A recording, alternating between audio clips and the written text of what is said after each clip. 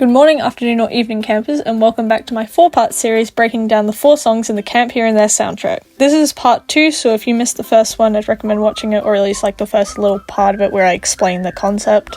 But if you don't want to, or just need to be caught up, I'll rehash my little introduction I did in the last episode. So skip to this timestamp on the screen if you don't need any of this and just want to get straight into it. Spoilers ahead for the Camp Here and There podcast. So if you don't want spoilers, go listen to that and then come back. If you're fine with spoilers, listen to this, and if you've already listened to the podcast, you know what's going on. So for anyone who doesn't know, Camp Here and There is a podcast that began in 2021. It was basically a sort of found footage fiction podcast where we, the listeners, are hearing camp announcements, but that's a video for another day where I explain the whole setup of this. What I'm talking about is the soundtrack. In case you don't know, Will Wood composed the music for Camp Here and There and released the official soundtrack on the streaming services. Among the various recognizable tunes from the podcast, such as afternoon and evening announcements, there were 4 proper songs that don't feature in the podcast but are instead about characters. Yes to Are As Humans, So Don't Be One is the second proper song on the soundtrack and focuses on the character Up and Adam, or just,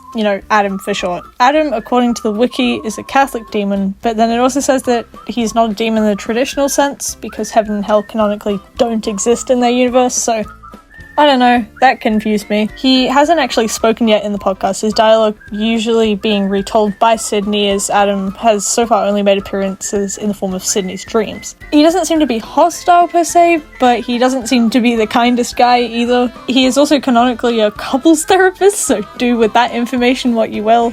Lastly, reportedly, he sort of looks like Jedediah but with pointed teeth, red eyes, and a red paisley suit. Alright, let's begin the analysis. This song is sung by Adam, and he's presumably speaking to Sydney. In this verse, Adam seems to mention actions traditionally done by a vampire before acknowledging that just like a vampire, he doesn't exist. Since we haven't actually heard Adam in the show yet, and he only appears in Sydney's dreams, it wouldn't be a complete stretch to assume that he doesn't actually exist, at least not physically.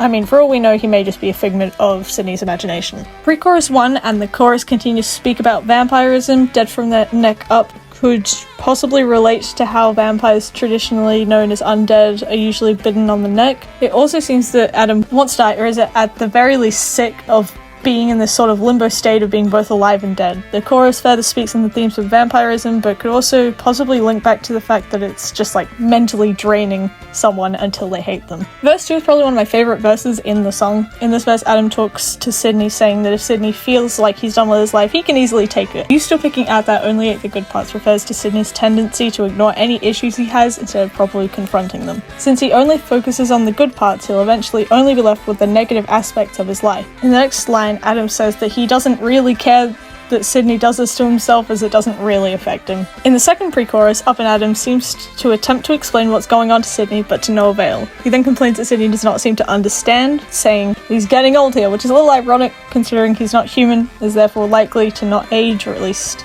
not age in the same way that we do. The bridge finally includes the name of the song. It's like when you're watching a movie and they say the name of the movie in it.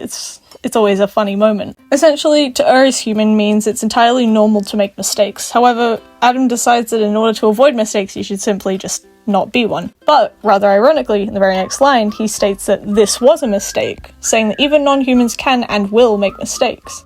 He then seems to be searching for a black bag with a toe tag. This is most likely hinting to a body bag. Perhaps Up and Adam is some sort of undead creature that wishes to be reanimated, further backed up by the line, if you don't hate me, then reanimate me. We know that, and again, spoilers for the podcast, reanimation is entirely possible, given Jedediah brought Sydney back to life. This might be why Adam says, "Prove it to me, baby," because he might not believe it actually happened, which would be weird since he kinda exists in Sydney's mind and would probably know that it happened. And the line "lightning in my veins" is most likely a reference to Frankenstein's monster brought to life via electricity. And quickly, I'm gonna go on a little tangent here that I've been thinking about recently, for no particular reason. I feel like you can call Frankenstein's monster Frankenstein, since it's essentially Victor's child and Frankenstein is the last name, because I know a lot of people are like, well, actually, Frankenstein's the scientist. It's like, yes, that's true, that's completely true, but like, since he's sort of his son, I feel like you can call the monster Frankenstein as well.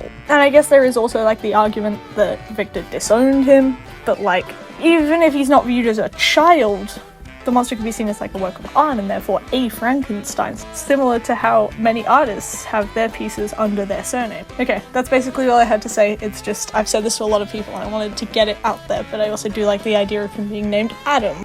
Johnny Cash reference? What? Sorry, I really like gothic horror. Anyway, we're moving on. Sorry. Finally, the last verse repeats the choruses, but just in like a much more serious, dramatic tone. Similar to Venetian Blind Man, Yes to Aries Human, So Don't Be One helped give me more of an idea of Adam's character, since he technically hasn't spoken yet in the podcast. Since he's only been seen or heard by Sydney in these sort of dreams, we only know anything about him through Sydney's retelling, which could be easily biased or altered due to fear or stress or some other factor. Overall, I love Yes to Aries Human, So Don't Be One. I'm pretty sure it was the first Camp Here and There song I listened to. Even before I listened to the podcast, I listened to Yes to Aries Human, So Don't Be One, and then Your Body, My Temple, and then I listened to the podcast, and then listened to the other two after. I just love how the tone is like slightly goofy and playful instead of being entirely serious. Thank you for making it this far in the video, you're super cool, subscribe. I'll see you next week where we'll be discussing the third song, Your Body, My Temple. Bye.